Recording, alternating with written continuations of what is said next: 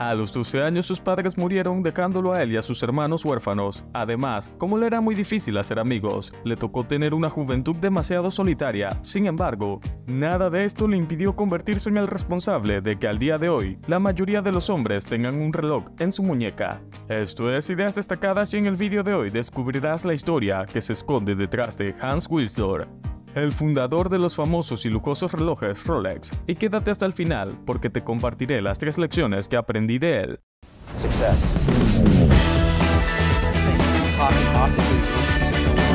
We could build a little thing that could control a giant.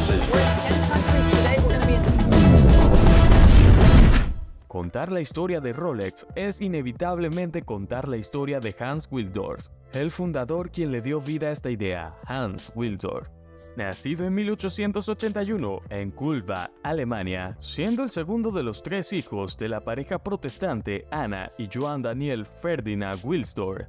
La infancia de nuestro amigo Hans estuvo marcada por la tragedia desde temprano, ya que, cuando apenas tenía la edad de 12 años, sufrió el fallecimiento de su madre y luego de su padre. Quedando así huérfano junto a sus hermanos, tuvieron la fortuna de ser adoptado por sus tíos. Estos últimos vendieron el negocio familiar de los padres de Hans, con el propósito de obtener los recursos económicos suficientes para mandar a los niños a las mejores escuelas del país. Decisión que nuestro amigo agradecería más adelante. Así fue como Hans asistió a las mejores escuelas del país, donde destacó en matemáticas y en lenguas. Sin embargo, por la lejanía de los colegios, Hans tuvo que pasar mucho tiempo sin su familia. Y si a esto también le sumamos que al pequeño le costaba hacer muchos amigos, comprenderemos que su infancia fue bastante solitaria, por lo que aprendió a arreglárselas por sí mismo desde muy pequeño.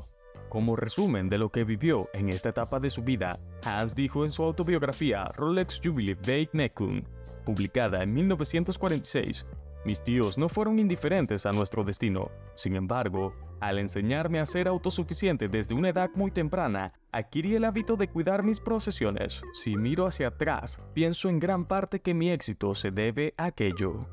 La pasión y habilidad que Hans poseía para los idiomas lo motivó a investigar sobre otras culturas y a viajar. Así fue como en 1900 se mudó a la Chaux de Fonds, Suiza, donde, gracias a su manejo del inglés, comenzó a trabajar escribiendo la correspondencia comercial de una empresa de exportación llamada Kuno Corten. En esa época, Kuno Corten exportaba alrededor de 1 millón de francos en relojes de bolsillo anualmente, y el salario de Hans era mucho mayor al promedio de ese entonces, ganando unos 80 francos. Esta primera experiencia sería la clave para Hans, ya que adquirió un gran conocimiento sobre relojería y sobre cómo se producían los distintos tipos de relojes por todo el mundo. Para entonces, Hans ya había quedado totalmente enamorado de los relojes. Hasta el siglo XX, la gran mayoría de los relojes eran de bolsillo, y si los había de pulsera, eran utilizados por las damas como joyas. Wilsdorf vio en esta realidad una oportunidad que no dejó pasar y comenzó a pensar en elaborar relojes de pulsera para los hombres. Así que sí, señores, gracias a este sujeto puedes ver la hora en tu muñeca. Para 1905, como empleado de Kuno Corten, Wilsdorf estableció relaciones comerciales con un pequeño fabricante suizo en Viena, Hermann Eigler, el cual estaba creando unos prototipos de relojes de pulsera. Entonces, el alemán hizo una jugada que cambiaría su vida por completo. Viajó a Viena e hizo el pedido más grande de relojes de pulsera en la historia de Eigler. Fue esta audaz hazaña lo que lo hizo iniciar una colaboración a largo plazo entre Eigler y Wilsdorf, hasta que, spoiler, un siglo después, Rolex adquirió a Eigler. También en 1905, y exclusivamente por decisión personal, Wilsdorf se mudó a Londres. Allí, con una cantidad de dinero modesta, Hans montó un negocio junto a Alfred Davis, el cual llamaron Wilsdorf and Davis. El objetivo de Wilsdorf y Davis era promocionar relojes para hombres de alta calidad a precios razonables, y empezaron vendiendo los relojes que Hans había traído desde Suiza. Pasaron un par de años y en 1908 Wilsdorf y Davis registró Rolex como marca de sus relojes, siendo el propio Hans quien relató cómo llegó a concebir dicho nombre, al decir que iba mezclando en su mente todas las letras del abecedario hasta que de repente un genio le susurró al oído Rolex y le pareció que sería perfecta, pues era fácil de pronunciar y recordar. y no se equivocaba al hacer tal afirmación. Además de tratar de romper con el estereotipo de género que indicaba que solo las mujeres usaban relojes de pulseras, Hans pretendía mejorar la precisión cronométrica de las máquinas, algo que pocos relojes tenían en la época. Esta incesante búsqueda daría resultados rápidamente, ya que en 1910, un Rolex recibió el primer certificado cronométrico oficial suizo, otorgado por el Official Watch Rating Center, organismo oficial de control de la marcha de relojes, ubicado en Berna, el primero que le otorgarían a un reloj de pulsera.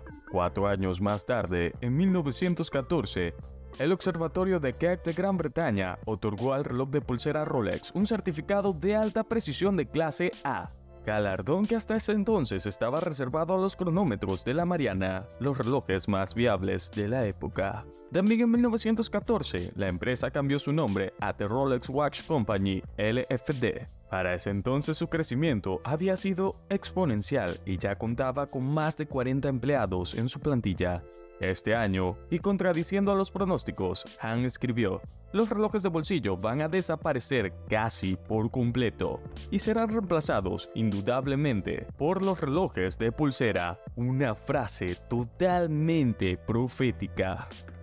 Y voy a aprovechar este momento del vídeo para decirte que si te está gustando, te suscribas a Ideas Destacadas, porque voy a estar trayendo una nueva historia de éxito cada semana, así que, si no te la quieres perder, dale click al botón de suscribirte y no te olvides de activar la campanita. Retomando con la historia, en 1915, y necesitando recursos para la guerra, el gobierno británico aumentó en un 33% las tasas aduaneras. Entonces, Rolex se vio afectado, pues debía pagar más por sus importaciones de lujo y también por las exportaciones de sus relojes cuyas cajas eran de plata u oro. Es por ello que la empresa decidió el traslado de su sede internacional de Londres a Viena primero y en 1919 desde Viena a Ginebra, donde se ha establecido hasta nuestros días. En 1927, Rolex patentó y presentó su primer reloj hermético comerciable viable, conocido como Rolex Oyster. Rolex seleccionó a una serie de distribuidores de relojes en cada ciudad para que actuaran como distribuidores exclusivos de la marca. Y no solo eso, sino que a cada uno de estos les proporcionó un acuario con plantas marinas y peces dorados flotando alrededor de un reloj de pulsera Oyster. Todo esto con el fin de que los compradores quedaran sorprendidos al darse cuenta que el reloj funcionaba a la perfección bajo el agua.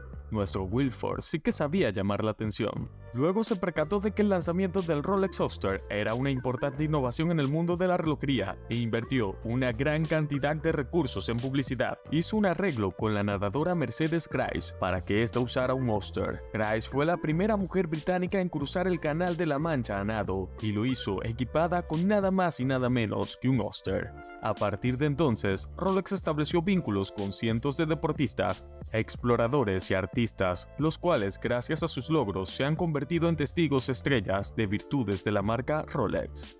Parece que nuestro querido Wilson ya sabía usar el marketing de estrellas. Un tiempo después se decantó por el piloto de carreras Malcolm Campbell para representar a Rolex como embajador de la marca. Malcolm Campbell batió el récord de velocidad 9 veces entre 1924 y 1935. En 1931, 4 años después del éxito de Oyster, llegó Oyster Perpetual. Este fue el primer reloj de pulsera automático de la marca, el cual depende únicamente del movimiento de la muñeca para conseguir energía. Al igual que el Rolex Oyster, el Rolex Oyster Perpetual supuso otro hito en la historia de la relojería. Para 1953, estos increíbles relojes acompañarían a los alpinistas Edmund Hillary y Tenzing Norgay, alcanzando la cima del monte Everest por primera vez en toda la historia de la humanidad. Hans Wilsdorf se había casado por primera vez con Florence Frances May Corty. A causa de una enfermedad, lastimosamente falleció en 1944. Esta desgracia y el hecho de que la pareja no tenía hijos motivó a Hans a fundar en 1945 la Hans Wilsdorf Foundation, a la que transfirió el 100% de sus acciones de Rolex. Gracias a esta decisión tan generosa, hasta el día de hoy, Hans Wilsdorf Foundation es propietaria de Rolex y destina una gran parte de sus ganancias a organizaciones y causas benéficas en Ginebra. Seguimos en 1945. Rolex marcó otro hito al presentar el primer reloj de pulsera con una ventana que mostraba automáticamente la fecha, algo nunca antes visto, mediante el uso de una rueda de fecha. El Rolex Datejust supuso otra revolucionaria innovación en el mundo de la relojería y fue usado por numerosos líderes mundiales tales como Churchill y Eisenhower. En 1946, Rolex sacó a la venta la nueva marca de relojes Tudor. Según lo explicado por el propio Wildsor, la idea era hacer relojes similares a Rolex, pero con un precio más bajo, con el objetivo de que la clientela pueda acceder a un buen producto a un menor coste. Así nació Montres Tudor S.A., la empresa filial de Rolex encargada de producir relojes con dichas características. Desde la década de 1950, gracias al perfecto dominio de presión cronométrica e impermeabilidad, Rolex dio otro cambio para desarrollar relojes profesionales que sirvieran como herramientas y cuyas funciones excedían el simple hecho de marcar la hora. Estos relojes fueron destinados a nuevas actividades profesionales, tales como la inmersión submarina, la aviación, la escalada y la exploración científica. Así fue como en esta época comenzaron a llegar majestuosos ejemplares como el Rolex Submarina, Rolex GMT Master, ambos salidos en 1954. Un año después, para 1955, salió el Rolex Day-Date, el primer reloj en mostrar la fecha en una ventana y el día de la semana en otra. Esto permitió al portador del reloj identificar con solo un vistazo el día de la semana en que se encontraba y la fecha del mes. Ni les cuento cuántas veces me ha salvado poder verificar esto al lado de la fecha.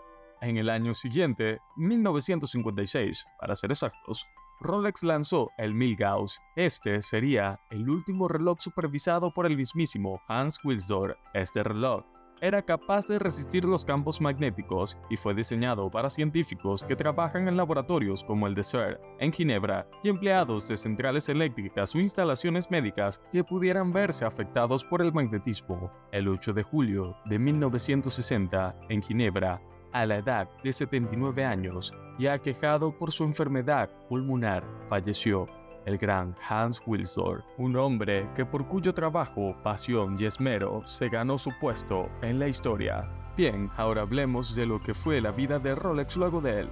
Por increíble que parezca, la compañía es algo muy parecido a una sociedad sin ánimos de lucro. Desde la muerte de Wilsdorf en adelante, se compone de un conglomerado de empresas pertenecientes todas a la fundación de Hans Wilsdorf. La fundación está reconocida por el gobierno suizo como un fideicomiso benéfico y por lo tanto no paga impuestos de sociedades ni está obligada a revelar sus finanzas. Esto incluye las de Rolex. Es manejada por 5 fideicomisarios, los cuales reciben los ingresos y los destinan a pagar a materiales, salarios, gastos comerciales y actividades benéficas. Al día de hoy podemos decir que el legado de Wilsdorf fue haber construido la empresa de relojes más cara del mundo, valuándose en más de 9.000 millones de dólares. Desde 1960 hasta la actualidad, Rolex ha seguido desarrollando nuevos modelos de relojes, cada uno de ellos diseñado para una actividad especial, tales como Ski Tower para quienes vuelan, Smashmaster para quienes naufragan profundamente y Daytona para la alta velocidad. Siguen utilizando el marketing de celebridades para dar a conocer sus nuevos relojes. Esto incluye a personalidades, casi siempre deportistas o alguna competencia reconocida. Bien, ahora vayamos con las lecciones. La primera lección es que desarrolles tu marca. La gran diferencia entre un Rolex y cualquier otro reloj es esa que escuchaste recién, su nombre. Las personas no quieren ver la hora, quieren portar un Rolex con todo lo que la marca representa. La segunda lección es la importancia de la publicidad. Si algo quiero que te lleves del vídeo es esto: nunca pienses en la publicidad como un gasto, porque en realidad es una inversión. No importa que tengas el mejor producto del mercado, si nadie te conoce, no tienes nada. La tercera y última lección es: no subestimes el poder de los influencers. Hay personas en el mundo que tienen miles de fans detrás que sueñan ser como ellos. Imagínate si uno de los requisitos para hacerlo sea usar uno de tus productos. Ahora sí, esto fue todo por este video. Si te gustó, no olvides dejarnos un like, que esto nos ayudaría un montón. Esto es Ideas Destacadas y nosotros nos vemos en la próxima.